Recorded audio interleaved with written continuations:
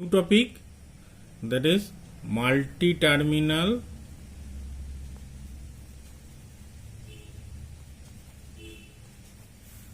HVDC systems.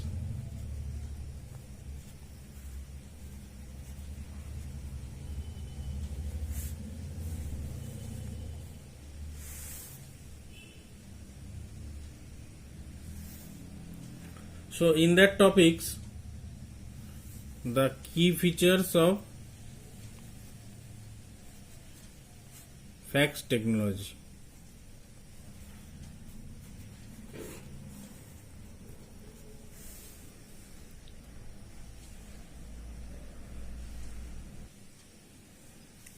So what is FACS technology?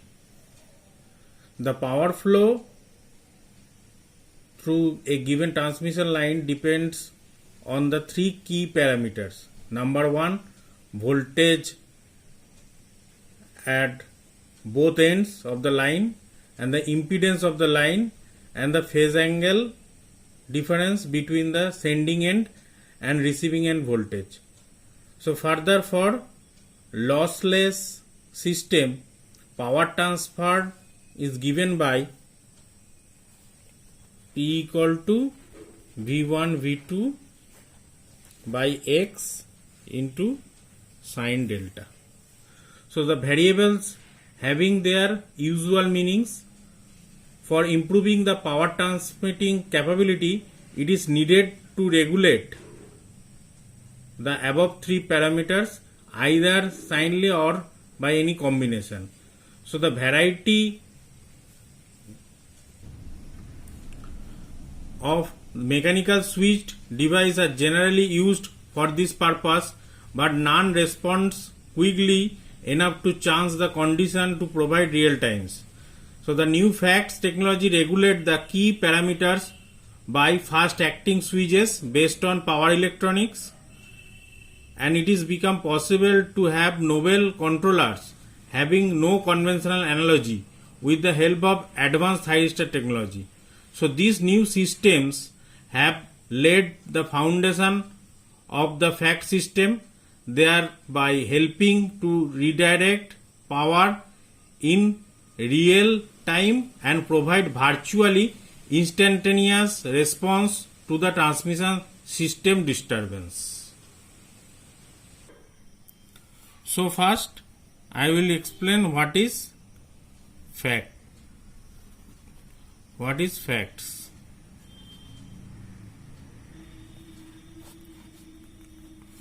The FACS stands for Flexible AC Transmission System, and it increases the flexibility of the power system, makes it more controllable, and allows utilization of existing network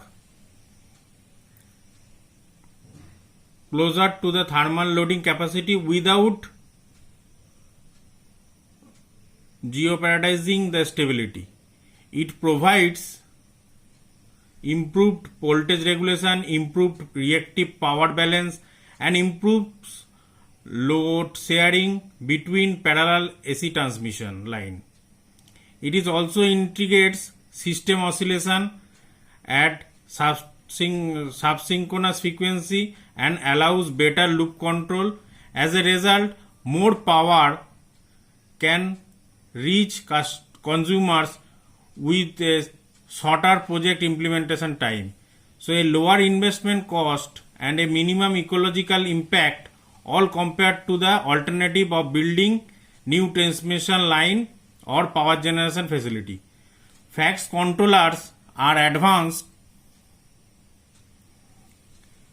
configuration of gate turn off, thyristor and mimic reactors and capacitor electronically. Thus the necessity of external capacitor bank and reactors and phase shifting transformer is dispensed with. So the static synchronous series compensator based on second generation technology are also available for use of new installation, where first generation thyristor control series capacitor has not yet been installed. and unified power flow controller which combines the static compensator and static synchronous series compensator represents the third generation of FACTS controller, and based on the technology underlying FACTS, the device are divided into under that number 1 static var compensator, that is SVC. Number 2 series capacitors, that is SC.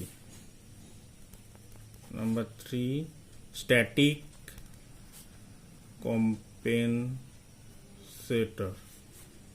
Number 4 that is phase shifter. Number 5 unified power flow controller.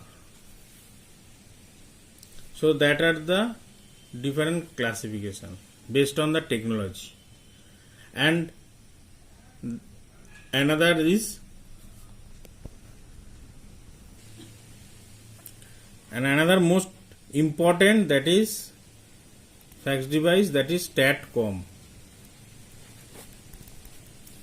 So STATCOM is a static synchronous generator operated as a shunt connected static var compensator whose capacitive or inductive output current can be controlled independent of the AC system voltage. The STATCOM, like a conventional counterpart, the SVC, controls transmission voltage by reactive shunt compensation. It can be based on a voltage source or current source converter. So we can show the single line diagram, that is voltage source and current source converter. This is a line.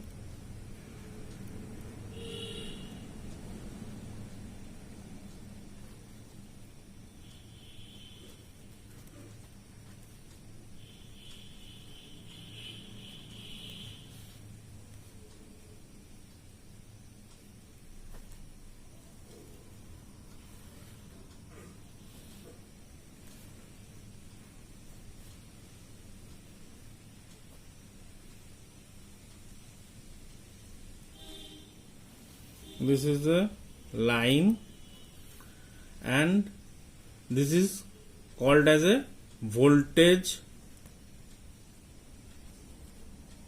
source converter.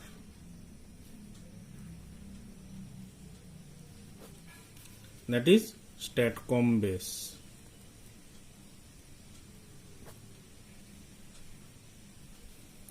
And another is current converter.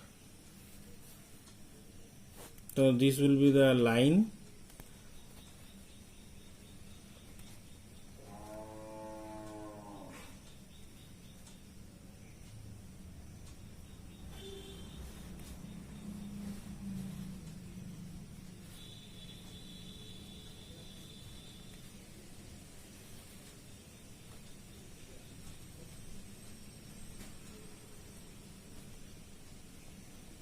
And this is the current source converter STATCOM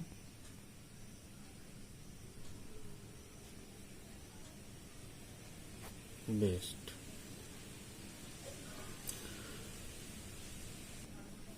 So normally a voltage source converter is preferred for most converted base FACTS controllers. So STATCOM can be designed to be an active filter to absorb the system harmonics. And STATCOM is used for load flow system. So the combination of STATCOM and a energy source to supply the absorbed power is called the static synchronous generator, that is SSG. Energy source may be a battery, flywheel, superconducting magnet, large DC storage capacitor, another rectifier or inverter, etc. So STATCOM is also used for load flow.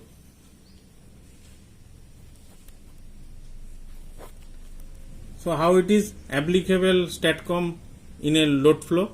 The steady state behavior of STATCOM properly represents the standard load flow solutions and help us the original Newton-Raphson method to incorporate the device to have better convergence. The standard load flow equations can be specified by a zero active power and constant voltage magnitude and helps to absorb the system harmonics. That is why STATCOM is used for load flow. And next part, what is MTDC link? What is MTDC link? So multi-terminal HVDC transmission is the best suited to provide facilities for power exchange between large power grids such as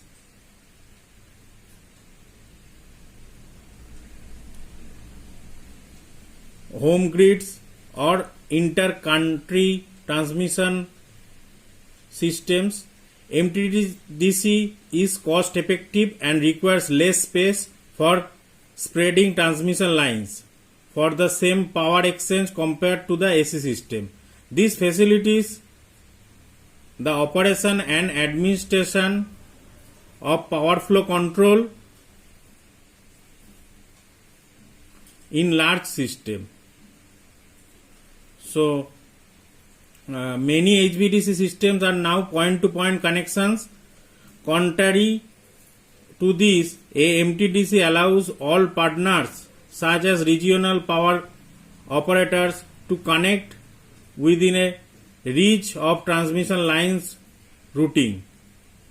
A few MTDC schemes have been implemented in Europe, USA, Canada.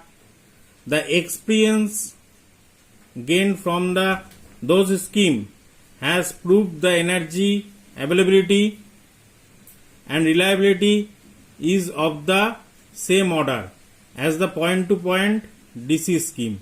So the major additions for MTDC would be: number one, that is more DC switch gear is needed, balancing of order between stations so that the sum of rectifier station current is always equal to the sum for currents of inverter stations. Number 3, that is ramping of DC power between stations on demand. Number 4, the control of voltage profile on DC systems. Number 5, the managing of overhead for different converters. Number 6, the relocating of power between stations and terminals after a force outage.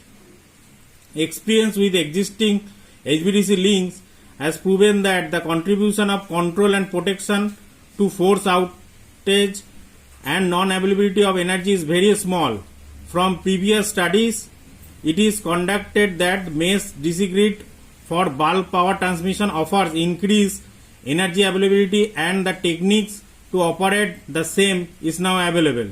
This feature can be used to practically eliminate the influence of HVDC lines on energy availability. Next, the advantages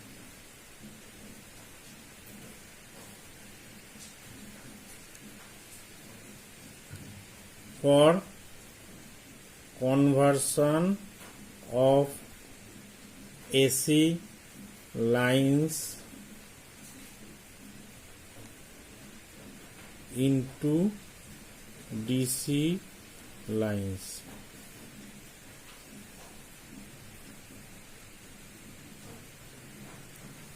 So advantages, number 1, that is greater power per conductor.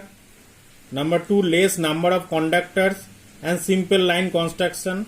Number 3, operation of each conductor per pole independently. And number 4, no charging current, skin effect, no reactive power for lines, less corona, and RF peak inverse voltage. Number 5, non-synchronous operation and no distance limitations. And number 6, low start circuit current, and this does not contribute to short circuit of AC system. And what are the limitations? Limitation number 1, high converter cost. Number 2, reactive power is needed for converter operation. Number 3, requirement of harmonic filters. Number 4, multi-terminal operation is difficult. So these are the advantage and limitations. So that's the all multi-terminal HVDC system, different fax device and fax controllers and load flow analysis and MTDC link, and advantages for conversion of AC lines into DC lines and limitations. So in that part, STATCOM, this is a fax controller, this is very important, and also different fax controllers, SVC, there is static bar compensator, series capacitor, static compensator, phase shifter, unified power flow controller, that is UPFC.